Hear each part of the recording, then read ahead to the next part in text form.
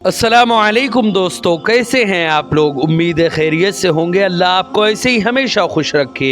हज़रात मोहतरम, आज हम इंशाअल्लाह अज़्ज़ व जल अपनी इस मुख्तसर सी वीडियो में अल्लाह रब्बुल इज़्ज़त के फ़रमान, अल्लाह रब्बुल इज़्ज़त के अहकाम, अल्लाह रब्बुल इज़्ज़त की उन बातों के बारे में जानेंगे जो अल्लाह ने कुरान मुक़द्दस की सूरत में सारी दुनिया की हिदायत के लिए नाजिल फरमाया है। हज़रात मोहतरम, इससे पहले हमारा जो प्रोग्राम दरसे कुरान है उसमें हमने अल्लाह की बहुत सारी बातों के बारे में जाना। आज मज़ीद ऐसी बातें जानेंगे जो शायद आप इससे पहले ना सुने हो। वीडियो पसंद आए तो वीडियो को लाइक करें, शेयर करें, और अगर हमारे मोहम्मदी चैनल पर नए आए हो तो इसे ज़रूर सब्सक्राइब करके बेल आइकन को भी ज़रूर दबाएं ताकि इस तरह की तमाम इन्फॉर्मेटिव वीडियोज़ आप तक ज़रूर पहुँचे। हज़रात मोहतरम, जैसे कि आप लोगों को मालूम है कि हम इसी तरह दावत व तबलीग और दीन के काम को बराबर अंजाम दे रहे हैं।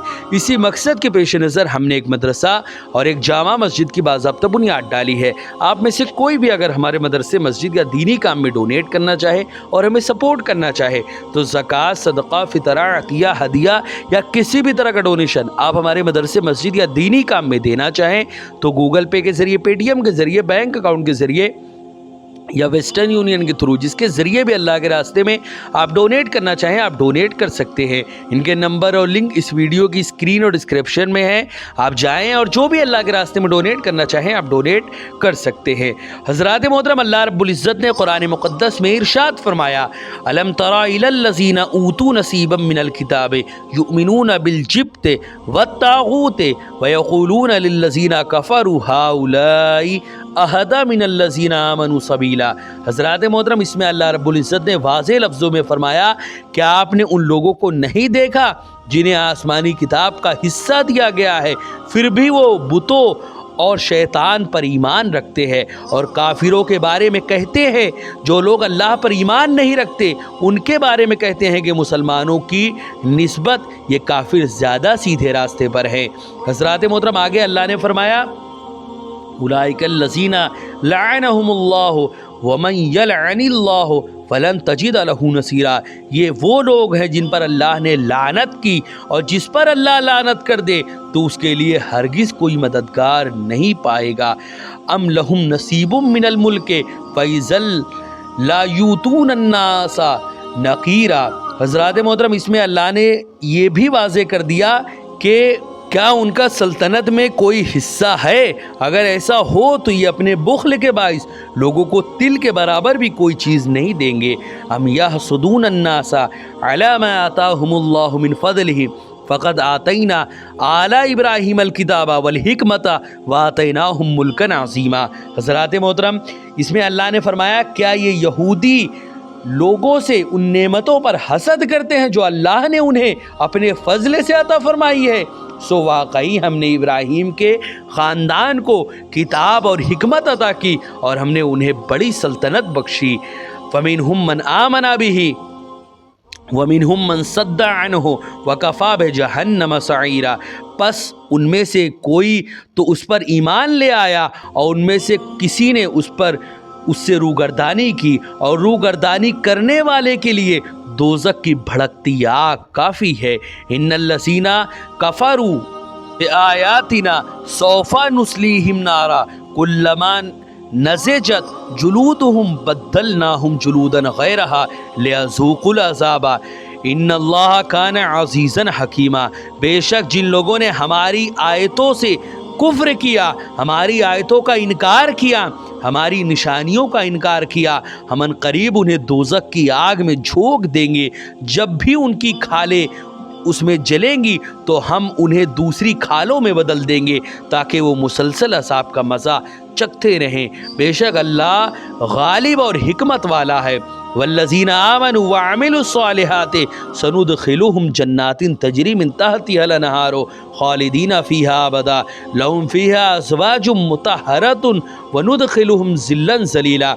और जो लोग ईमान लाए और नेक अमल करते रहे, अल्लाह ने इस आयत में मुसलमानों के बारे में कहा है और उन लोगों के बारे में कहा है जो अल्लाह पर ईमान रखते हैं, यानी मुसलमान।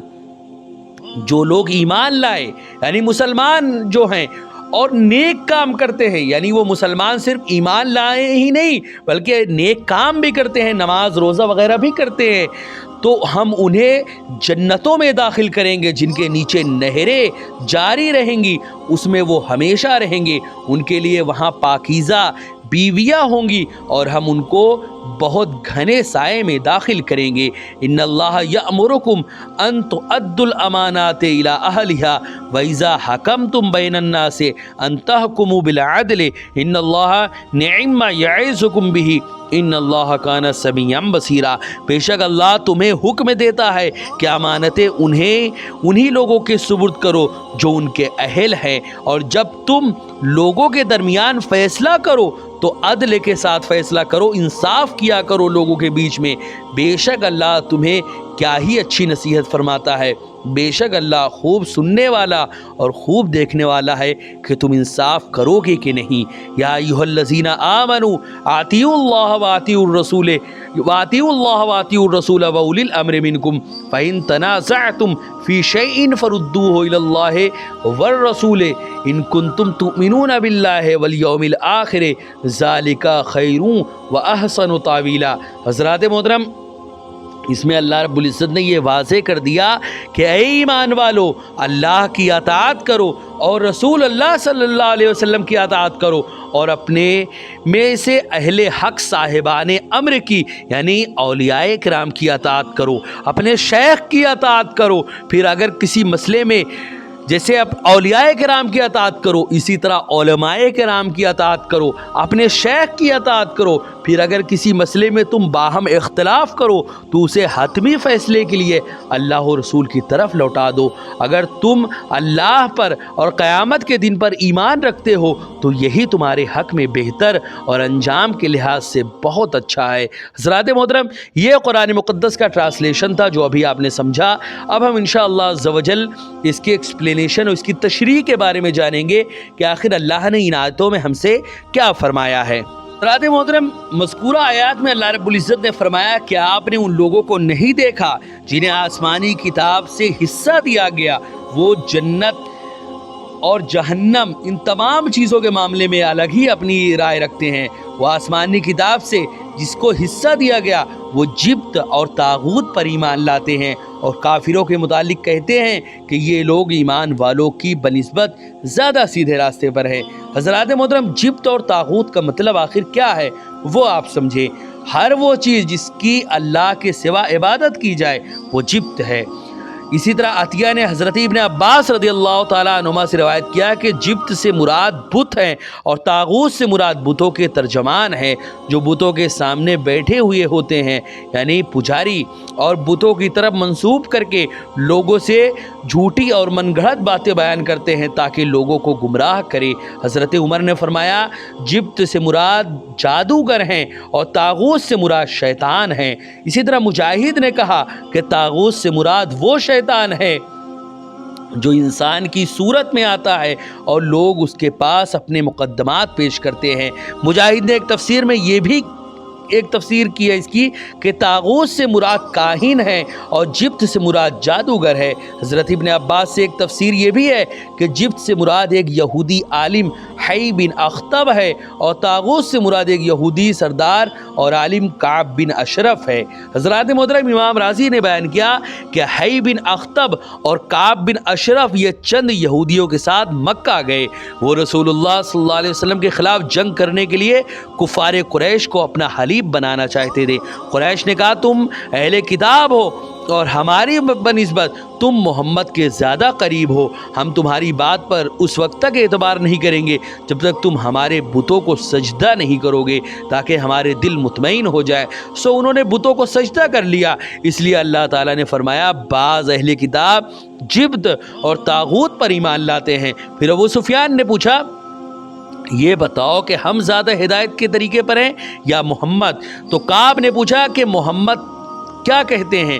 قریش نے کہا وہ کہتے ہیں کہ صرف ایک خدا کی عبادت کرو، بتوں کی عبادت نہ کرو، اور انہوں نے اپنے باپ دادا کے دین کو ترک کر دیا اور لوگوں میں جدائی ڈال دی ہے۔ کعب نے پوچھا اور تمہارا دین کیا ہے؟ انہوں نے کہا ہم بیت اللہ کے محافظ ہیں، حجاج کو پانی پلاتے ہیں، مہمان نوازی کرتے ہیں اور قیدیوں کو ہم چھڑاتے ہیں۔ تو کعب بن اشرف نے کہا کہ تم زیادہ ہدایت یافتہ ہو۔ اس وقت یہ آیت نازل ہوئی اور یہودی اہل کتاب کافروں کے متعلق کہتے ہیں کہ یہ زیادہ ہدایت یافتہ ہے۔ حضرات محترم، آگے اللہ رب العزت نے فرمایا کہ یہی وہ لوگ ہیں جن پر اللہ نے لعنت کی، اور جس پر اللہ لعنت کرے اے مخاطب تو اس کا ہرگز کوئی مددگار نہیں پائے گا۔ حضرات محترم، چونکہ یہودیوں نے بت پرستوں کو موحدین پر فضیلت دی تھی، اس لیے اللہ رب العزت نے ان پر لعنت فرمائی، اور اللہ کی لعنت کا مطلب یہ ہے کہ ان کو اللہ کی رحمت سے بالکلیہ دور کر دیا جائے، اور یہ ان پر دنیا میں لعنت ہے، جہاں کہیں بھی ہوں لعنتی رہیں گے، اور آخرت میں ان پر زیادہ لعنت ہوگی، جس دن کوئی شخص کسی کافر کے کام نہیں آئے گا، اس کے برخلاف مومنوں کو اللہ کا قرب حاصل ہوگا۔ حضرات محترم، یہود کے بخل کی مذمت میں اللہ نے فرمایا کہ یا ان کا ملک میں کوئی حصہ ہے، اگر ایسا ہوتا تو یہ لوگ جو ہیں کسی کو بھی تل کے برابر بھی کوئی چیز اس میں سے نہیں دیتے۔ حضرات محترم، یہاں سے یہودیوں کی برائیوں کا بیان شروع کیا گیا ہے کہ یہودی آخر کیسے تھے۔ اس آیت کا معنی یہ ہے کہ ان کا ملک میں کوئی حصہ نہیں ہے۔ یہودی کہتے تھے کہ آخر زمانے میں ملک ان کی طرف لوٹ آئے گا۔ اس آیت میں ان کے اس دعوے کا رد ہے۔ یہ بھی ہو سکتا ہے کہ ملک سے مراد نبوت ہے، یعنی ان کے لیے نبوت سے کوئی حصہ نہیں ہے، حتیٰ کہ لوگوں پر ان کی اطاعت اور اتباع لازم ہو۔ پہلی تفسیر زیادہ مناسب ہے، کیونکہ اس کے بعد کہ جملہ کے ساتھ ربط ہے، کیونکہ اگر ان کا ملک ہوتا یا اس میں ان کا کچھ حصہ ہوتا تو یہ لوگوں کو تل کے برابر بھی کوئی چیز نہ دیتے، یعنی ضرورت مندوں کو کچھ نہ دیتے۔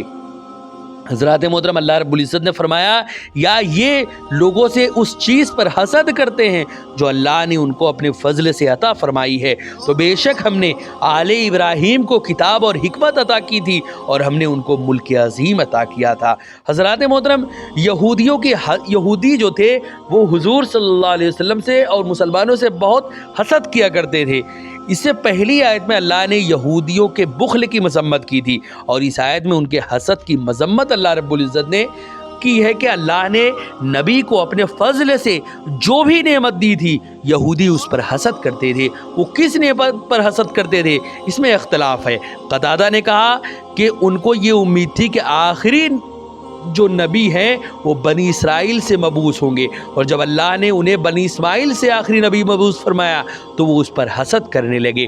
اور حضرت ابن عباس روایت کرتے ہیں کہ یہودیوں نے کہا کہ محمد اس قدر تواضع کا دعویٰ کرتے ہیں تو ان کے نکاح میں اتنی بیویاں کیسے ہیں؟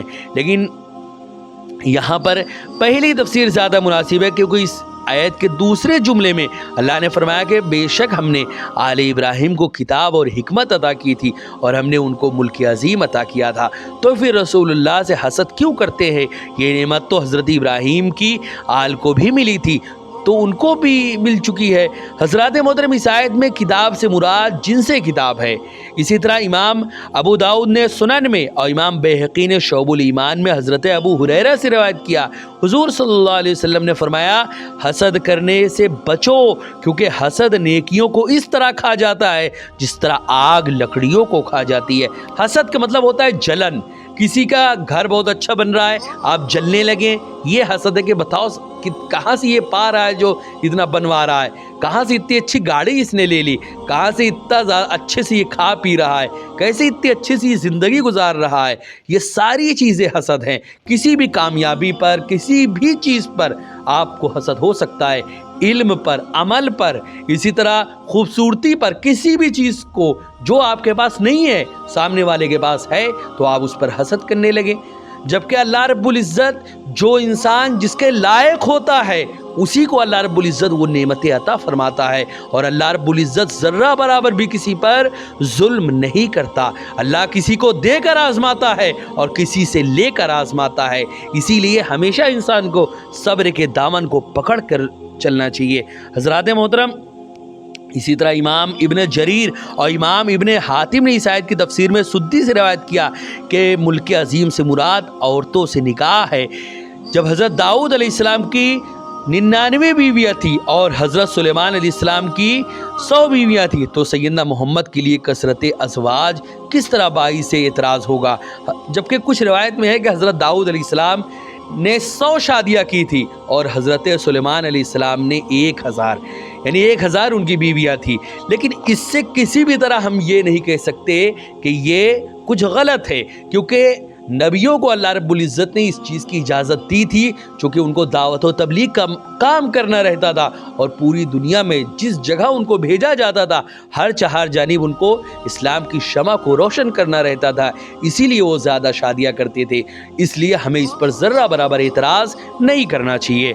ये बहुत सारी बातें हैं जो इंशाअल्लाह हम नेक्स्ट एपिसोड में जानेंगे। वीडियो पसंद आए तो वीडियो को लाइक करें, शेयर करें, और अगर हमारे मोहम्मदी चैनल में नए आए हो तो इसे ज़रूर सब्सक्राइब करके बेल आइकन को भी ज़रूर दबाएं, ताकि इस तरह की तमाम इन्फॉर्मेटिव वीडियोज़ आप तक ज़रूर पहुँचे। हज़रात मोहतरम, हमारी तमाम के तमाम वीडियोज़ ज़्यादा से ज़्यादा लोगों तक शेयर करें, ताकि हर एक तक अल्लाह और रसूल का पैगाम पहुँचे और सवाब जारिया की सूरत में आपको भी सवाब मिले। अस्सलामु अलैकुम वरहमतुल्लाहि वबरकातुहू।